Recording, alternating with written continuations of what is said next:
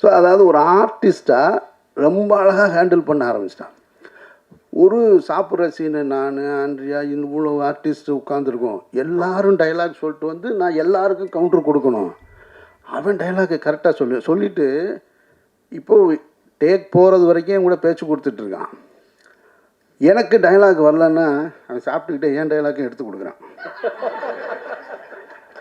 நான் அசந்துட்டேன். நான் இரடா இவ்வளவு வந்து இதுக்குள்ளே எனக்கு பஞ்சு மிட்டாய் வண்டி தான் ஞாபகம் தான் வருது.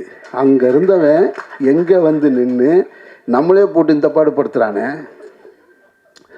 அது வந்த உடனே முதல் நாள் அந்த ஷூட்டிங்கு போன உடனே இவனும் இன்னொரு ஆர்ட் டைரக்டர் ஜாக்கி 2 பேரும் சொன்னது, என்ன ஒரு 3 நாள் தாங்குமா, அதுக்கப்புறம் இந்த வேற ஒரு ஆர்டிஸ்ட்டு தேடணும் இந்த படத்துக்கு இவங்க, ஏன்னா எனக்கு வெற்றிக்கு முட்டிக்கிருமா இது தாங்காதுன்னு. அப்புறம் 3-4 நாள் போனவொடனே என்ன வண்டி நல்லா போகிற மாதிரி தெரியுது.